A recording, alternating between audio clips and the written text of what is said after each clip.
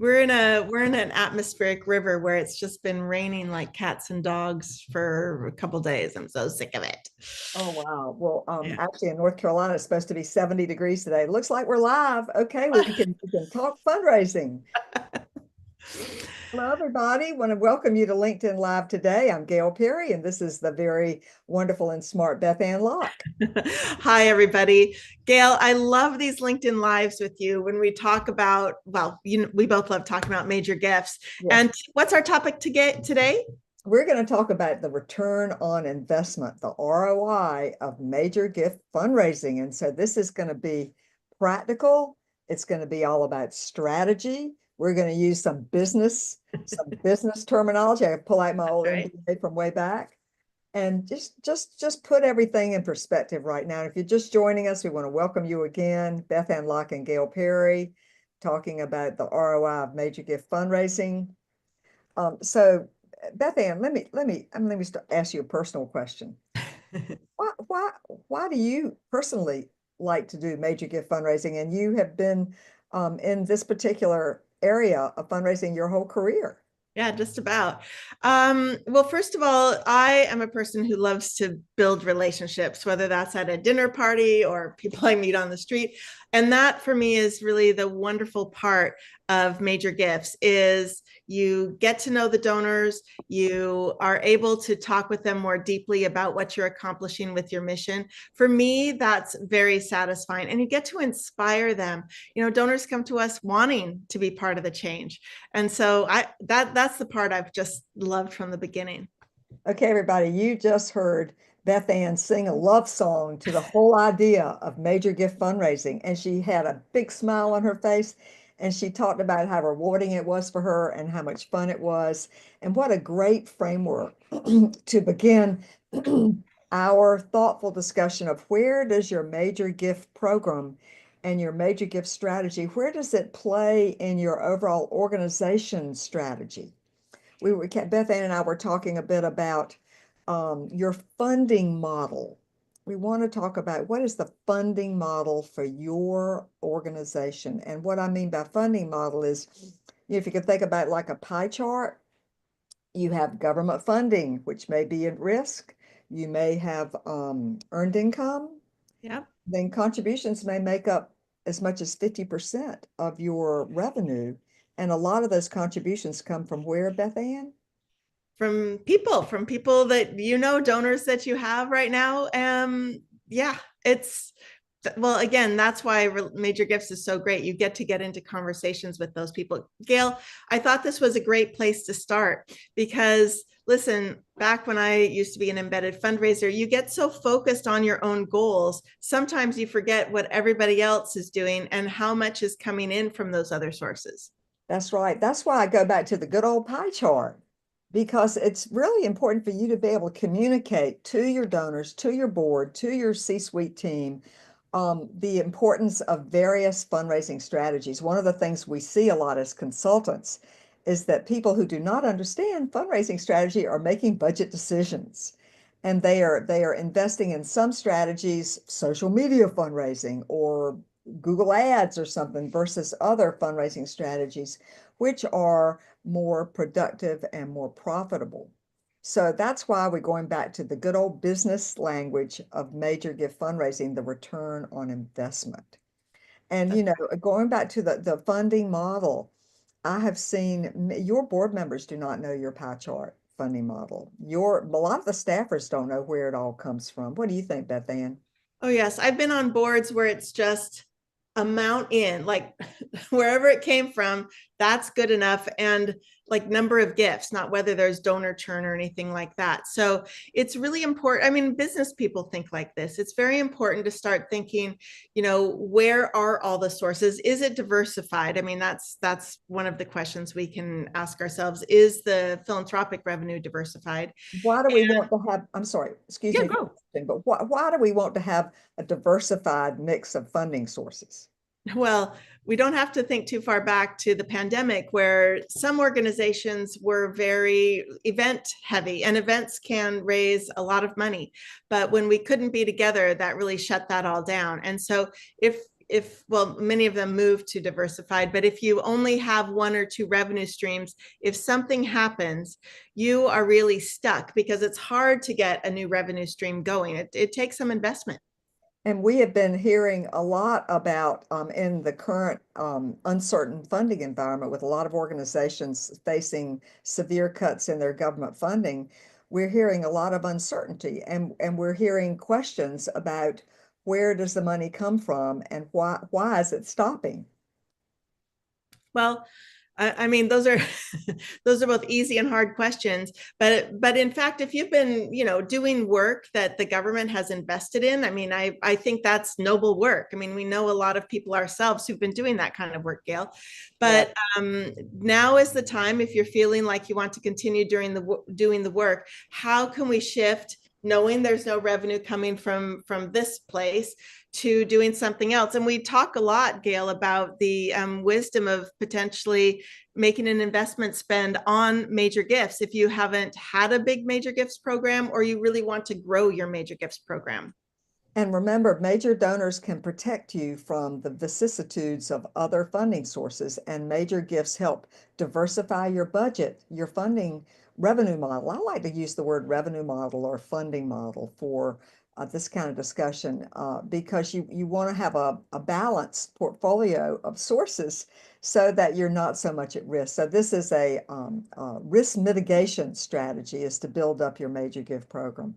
But let's talk a little bit, Beth Ann, about the relative, I'm going to use the word profitability of various fundraising strategies. You've got events, you've got direct marketing, which includes digital Mm-hmm. and direct mail. Mm-hmm. You've got grants, foundation funders, and you've got the individual contributors who fall into certain categories, and they're larger contributors, smaller everyday contributors all around.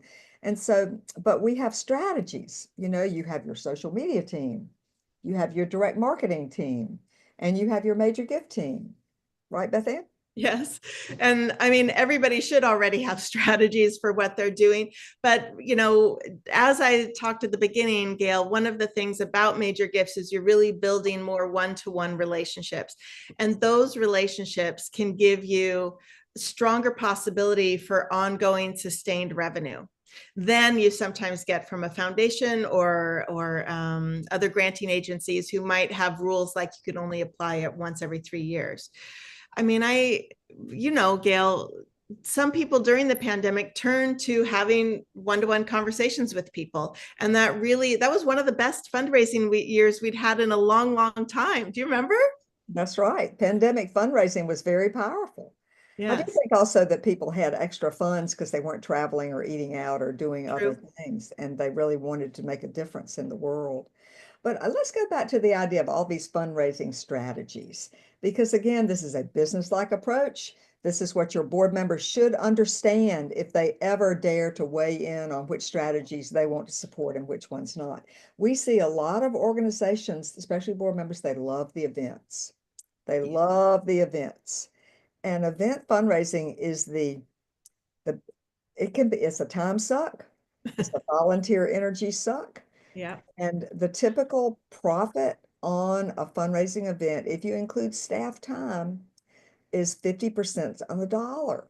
So if you have an event that brings in $1 million, often as much as 500,000, maybe 400,000 is spent that's right. on the event. And so you do not net the difference. And so, but organizations will have an event in a heartbeat, and they'll spend money on invitations and flowers and all this exhausting information. So we feel like I had one of my most popular blog posts ever was why you should ditch your next event.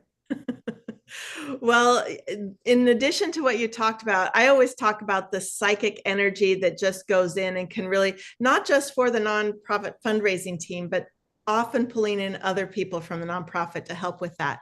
And I think when we were thinking about how can we be most effective, most efficient, that would not be events. Or sometimes people hire out, but that increases the cost, to have somebody as a consultant running the event.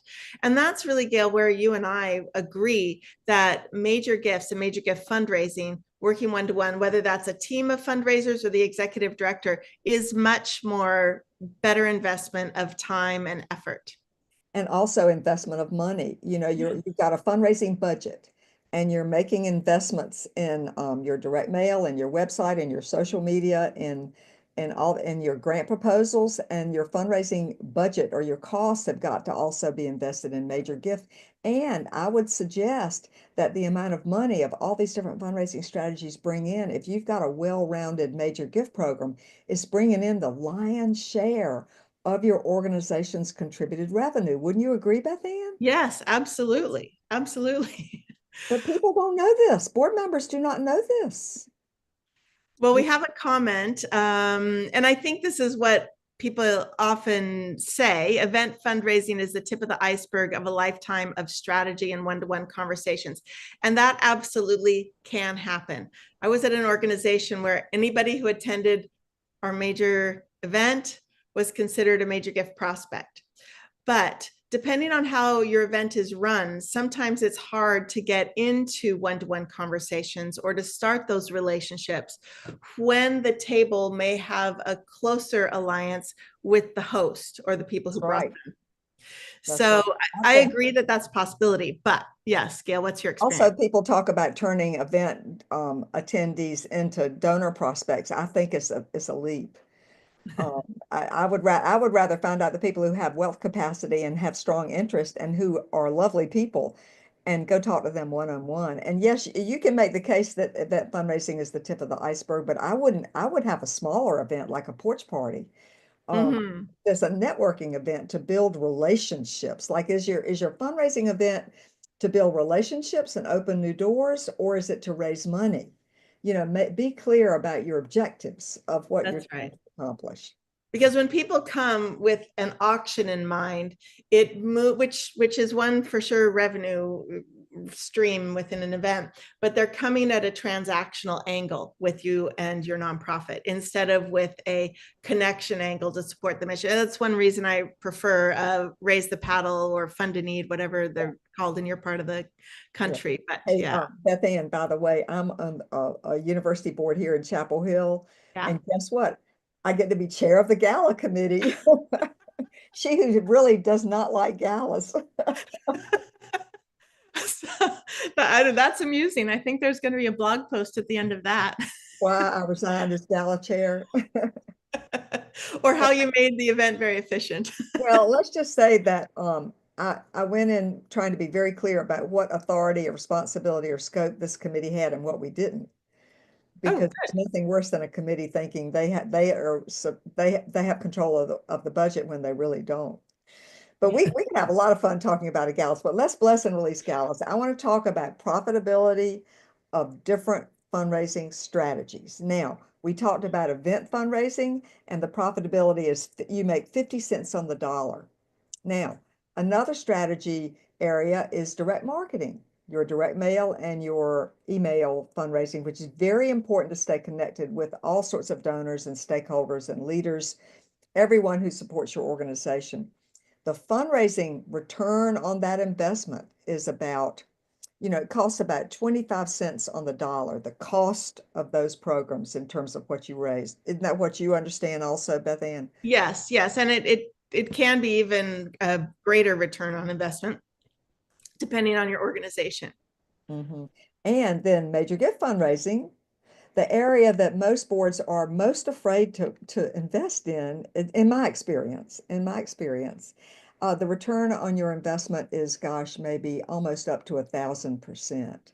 You make, um, to put it another way, the cost per dollar raise is about 5 or 10 cents per dollar raise. So if you want to look at the concept of profitability, you're investing in these different budgetary areas. How much money is each investment going to return back to your organization? You've got a Mhm. substantial amount of money, coming in from the major gift program investment. Yes. I think that um, sometimes people think, oh, we'll have to hire someone. There's benefits. They think of like just the cost side of it instead of also the revenue side. And I think that's one of the biggest mistakes. Or, a program like ours, the Major Gifts Intensive, is it worth, investing $6,500 in something? And in fact, even during the program, we want you to be closing gifts that are at a minimum 5-figure gifts that are new to your organization. That's right. In fact, one of our goals for every major gifts intensive participant is to raise what, 5 to 10 times the amount of money that you spent investing in this program in the training. And actually, it's really interesting, Beth Ann, we have been deluged with applications this year. We have so many more applications than we have ever had before for the Major Gifts Intensive, and we've opened up new space for everybody. It's impressive to see that people are seeing the light of Yes. all sizes of organizations. We want to beef up our major gift program. We want to train our major gift officers. We want everybody to share the same language and concepts and systems. We're going to have a true prospect management system that we can understand and predicts our pipeline. We're going to use our wealth screening reports in the way that is going to support our fundraising focus on the right people. And we're going to learn how to close gifts. So That's right. I get all excited about it. Sorry. We had a quick question from Amanda, and it was going back to your porch party idea. How do you make micro events about relationship building? And girlfriend, we can talk about this forever. Oh, fun, fun, fun. We should do a whole LinkedIn Live on micro events. And that's a great way to frame a porch party. So I'm going to go back to what is the objective of your event? The objective of a micro event or a porch party, same sort of thing, is to work the crowd. It is not to make a presentation. If you make a little presentation, but if you were doing all the talking, you're not finding out why people are there and whether they want to be involved or not. So if you set up the objective of my networking or door opener event is to work the crowd and get to know the people who are here expressing interest and how they might want to be involved, you can get a lot of work done.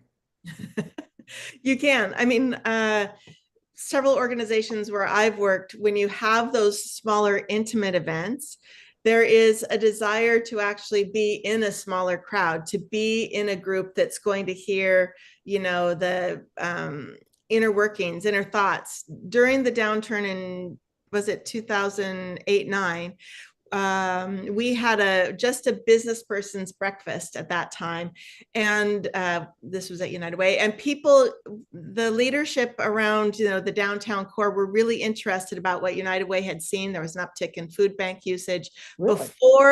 before everything was happening with the economy, and we thought it was unusual, or not me, but the frontline workers thought that was unusual and predictive of something, and that turned out to be true. So smaller events allows people to ask more questions. It allows more one-to-one with people like board members, and yes, the fundraising staff, the executive director. And I think you can have very productive conversations that way. You really can. And in fact, a lot of fundraising happens in little tiny social event conversations that move somebody along just a little bit, or you find out a key piece of information. And it's not like a formal sit down talk, but you're around your donors, you're chatting with your donors, and you found out, they're selling their business. That's You right. know, or their daughter was involved with our organization years ago, and you find out these things in the social format, and that's why it's so helpful. But Mm-hmm. I want to share a story somebody told me once, a director of advanced mode, I think of a large university or school. She said that they had a small VIP event for their major donors, and she Mm-hmm. worked really hard to get everybody in the room, but she said she got a lot of work done that night, nudging those relationships forward. So I do think that micro events are a bona fide, proven strategy in your major gift program to do discovery, to identify new prospects, and first you identify, and then you ask your discovery questions, and then you find out if you can move them into some engagement. And Gail, this isn't, just to make sure Amanda knows, this is not an event as in, a big or little gala. This is an event that sometimes we call them salon events. Sometimes it can be called a town meeting, an evening with the executive director. These are events that might be anywhere from 30 to 80 people. So they're really effective when you have them in people's homes because of it, there's a more relaxed feel, but they can also be effective. I went to one from Covenant House here in Vancouver that was just in their gym that they have, like a basketball court that they set up chairs, but it was in the space. We heard a client speak, a person who'd graduated from one of the programs. That can be very, very effective, but not a lot of programming. Time for people to chat and for the staff, ED fundraisers to really connect with people. And those micro events do not have an ask, That's and right. it does not have a long program. That's right. Those are the two fundamental rules. And if you're interested in porch parties, go to our YouTube channel, gailperrygroup.com, and we have lots of videos about how to do a porch party. But So Beth back to Ann, ROI. What about what I love, which is building relationships is one of the most, to me, key things you can do with major gifts that really solidifies the relationship with the donor and the mission of the organization. and it builds a long-term relationship with the donor. If you don't fire or cut your major gift staff, it takes people to nurture these relationships, and that's why you need to hire your major gift officers. But I think that the major donor does need nurturing. Oh, Uh, and if they are going to build the trust and the confidence to deliver 6 and 7 figure gifts to want to support your work. Let me talk a little bit about why sometimes executive directors and board members fear major gift fundraising. They don't want to do it. Have you ever run into that, Beth Ann? oh yes. We should do a whole one on fear of major donors. Are you afraid of your major donors? Are you? But people need a pretext. Fundraisers need a pretext for picking up the phone or sending an email. If they need a pretext for asking for a meeting. You do need you do need a pretext. Well, you have a pretext. If somebody's already given, one of the easiest ways is to just thank them. And it doesn't have to be, we just received your gift, so I'm calling to thank you. It can be, I was just thinking about you. You've been giving the last 5 years, and I'm just, making an effort to really thank our donors right now. And so thank you. And I just wondered if you have anything on your mind about what we're accomplishing with our mission. That opens up a conversation. And also, we see some organizations that undertake thank you campaigns that raise more money than organizations that undertake fundraising campaigns. There was one college way back in Giving Tuesday was getting off the ground. They decided to have a Thanking Tuesday rather than a Giving Tuesday. And the entire student body called and thanked donors, and money poured in. There was no asking. Well, because people are used to being asked actually with like so much. And I think it's novel to be appreciated. That's why I love having board members do the thank you calls. We've been really effective at several places I've been, but at the Vancouver Public Library Foundation, they have really opened their eyes to how appreciative the donors are for the work that's being done by the library. I mean, it's crazy, right? It's just crazy, crazy. So everybody, we need to wrap up, but we hope that you have got some good takeaways about why you should be investing in your major gift program right now, especially in this time of volatile funding. This is the place I would go, because if you're going to make any additional investments anywhere in your fundraising program, invest in the area that's going to bring you the most revenue and long-term success. One thing about an event, if your staff or if you don't have an event, you lose all that revenue. It's got to happen over and over every year. But the relationships with major donors don't rely, they just rely on nurturing. They don't rely on all the flowers and the invitations and all the legwork that goes into a major fundraising event. So with that idea, let's sign off, Beth Ann. What do you think? Well, what about this last comment from Jane? Why do executive directors and boards neglect or don't understand major gift fundraising? Why are they less inclined to make the investment? I would say they don't understand it. They understand events. They understand emails and direct mail because they receive it. But if they're not major donors themselves, they go, well, why should, I think sometimes they personalize it and they're afraid that Yes. they have to be talking one-on-one to donors when they're not trained or prepared or nervous. And, some board members may feel like a major donor is in a different economic class and that they feel a big divide and they don't know how to have those kind of conversations. I think there's a lot of fear. People bring their own ideas about money Yes. into the Yes. idea of fundraising from wealthy individuals. I have a little theory that board members like the broadcast, the sending out of a message. So like you do at an event or with direct marketing, and are more fearful about having or being around one-to-one engagement. And you can kind of hide behind a podium to make the message and ask, a room of 500 people to give. But getting into those one-to-one conversations can feel almost too personal. And I honestly think that's one of the reasons that board members don't like it. They like the kind of marketing idea of major gifts rather than the personal idea of major gifts. But I do think if you're a professional staff and you bring your fundraising plan to the board and you say, this is what we're doing and this is why, Yep. and you present it as a fait accompli, not that and don't give them a whole lot of input into it, because they can destroy a smart, well laid out fundraising plan, and when they don't really understand the ramifications of those decisions.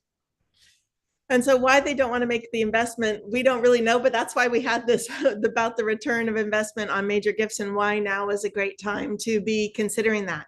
Yeah, Um, share it's the not well replay with your known. boss. Yeah, I would think the ROI is not well known. People don't understand different fundraising strategies have a different return on their investment or the Mm, cost of the program. So mhm. I think that's why we do all these blogs and lead advice because we're trying to educate people. That's right. Let's sign off for today. Beth Ann, good to see you on the West Coast, and I'm here holding forth on the East Coast. And we hope everybody has a good day. We know that it's a volatile time. Please know that we are here for you. Send us an email, reach out to us, and